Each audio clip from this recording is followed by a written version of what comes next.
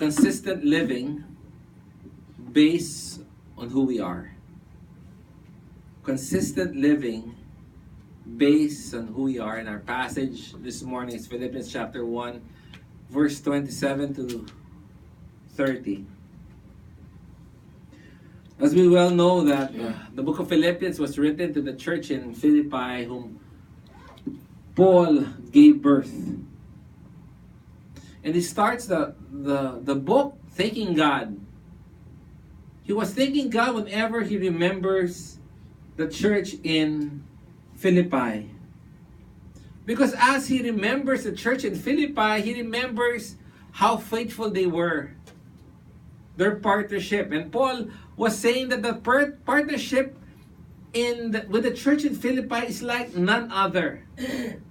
Because it was a partnership from the start until the present. In fact, there came a time when no one wanted to give anymore, but the church in Philippi continued giving, continued supporting the work of Paul. I mean, this was amazing because we know that they were not rich. In fact, they were poor. They were in extreme poverty. Unlike the church in Corinth, despite having much, they gave so few. I'm just reminded by that study that says, the richer you are, the lesser you give. The poor people normally gives a higher percentage of their income. And as a person grows up in their income, guess what? Their giving gets less. When they get blessed, they give less. Yet the church in Philippi was unwavering. That's why Paul was very thankful for that. Their partnership. That despite the fact that he was in prison, not being with them for more than 10 years, being 800 miles away, locked up, they decided to send their pastor, Epaphroditus, to give money again. At least this is the second or the third time they were sending support, including their pastor. And that is why Paul says, my emotions, my connections to you was from my very gut, from my very bowels. It is deep within me. It's so funny because at that time, the Greeks thought that the very inner being that they have is their gut, their intestine. That's why remember the prodigal son, when the father saw the son who left, right, in the book of, I think the book of Luke, or John, one of those books. Can't remember the exact book. When the father saw the son, the description there was the father's tummy was turning. And he wanted to vomit.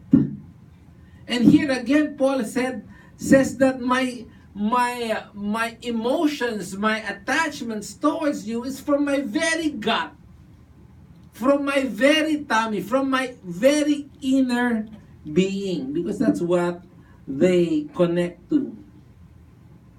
And Paul tells them about his prayer for them, that he prays that they may have a clearer understanding of the truth. That they will be able to discern not between what is good and evil. He was praying that the church in Philippi might be able to discern between what is good and what is best. What a prayer, right? To discern between what is good and what is best. Sabi nga, the biggest competitor of the best is the good. And a lot of us are so content in what is good not seeking out what is best. And that was the prayer of Paul. And like a loving father, he wanted to cast away all the concerns of the church in Philippi because they were concerned about his well-being, being in jail for almost 2 years and about to be put to death. And Paul says something so fatherly. Don't worry about me. I'm doing fine.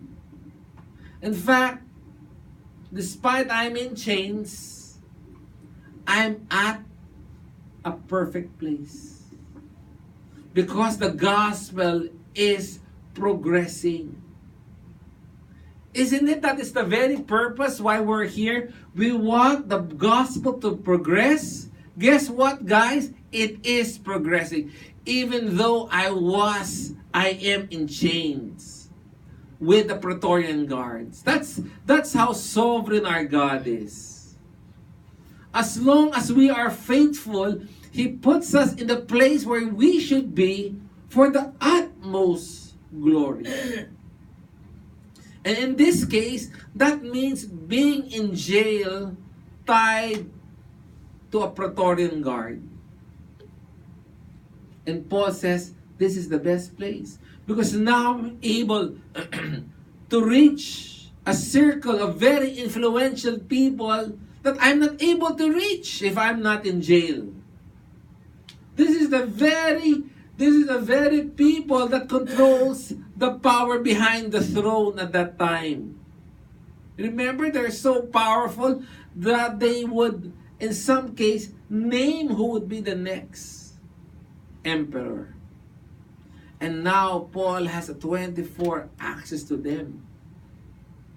2 batches a day. 2 or 3 batches a day.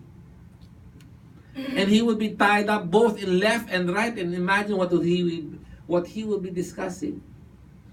People will be coming to him. Other Christians will be coming to him, visiting him. And he would be sharing the gospel. And obviously, this other Praetorian guards would be listening. That's why in the end of Philippians, it says, greetings from your brothers who are in the house of Caesar. Eventually, some of these Praetorian guards became believers. Imagine. Not based on the plan of man, but brought about by the obedience of Paul.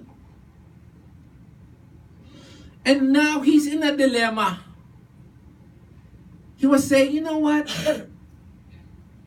I'm in a dilemma. I don't know if I want to live or I want to die. Because people are trying to put him down. Remember? They were trying to discourage him. Because they wanted to be the leader of the church. In fact, we studied that it is these very Christians that are instrumental in putting Paul to death. That's so sad. That's so sad how divisive the Christian church is. How our human nature is so intertwined, and how we forget that we are new creation. That we are new creatures. When we became saved, the Bible tells us that we did not improve. I'm not an improved version of Bobby before. No, I am new. The one that resides in me is not me. It's Christ. And he says, I don't care if I live or die. Why? As long as the name of God is progressing, I'm happy. My sisters know that my word for my life right now is focus. Just be focused, Bobby. And I tell that to myself a lot. And here, Paul is very focused. And he summarizes it by saying, to live, Christ, to die, gain. That is my life. That is my pointerior point of my life. Living for Christ. And he tells his struggles. Sabi niya, if I live, it's good. Because I'm serving Christ for my benefit and for your benefit. That's awesome. But you know what, guys? I desire to die because that means being with Him. And I submit to you that if anybody has a right thinking, has a right understanding, has a right theology of death, they will desire that. Not a morbid kind trying to escape the problems of this world, but a glorious kind desiring to meet Christ soon. Desiring to meet Christ soon. I can't wait. I'm so surprised whenever there's a new Star Wars movie, right? Especially in America. The lines outside. And especially when the iPhone was new. The first iPhone, then iPhone 3. The lines. They would start camping for 1 day, 2 days. Oh, they're crazy. Right? That's so crazy. And why? Because they're excited to have that experience of owning a phone.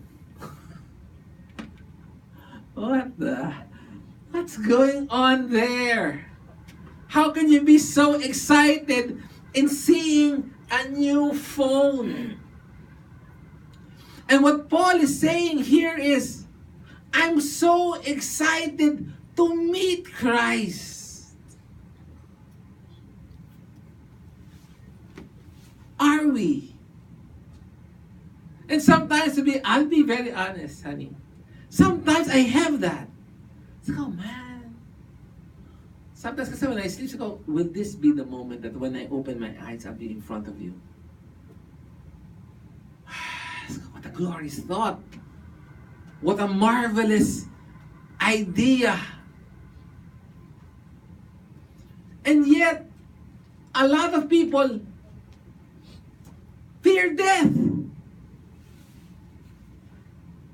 The Bible says, death, where is your sting? Death has no sting because death is gain. And sometimes I have that desire to die, not to escape, but to be with Him forever. It's like going abroad, right?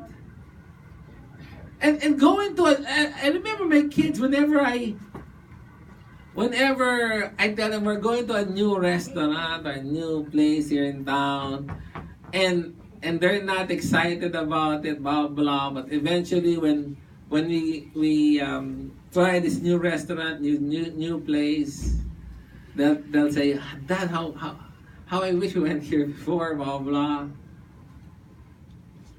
And there's some experience wherein you go to a new place, you have high expectations of that new place, you end up watching Batman against Superman, and I was disappointed. Sorry to say that.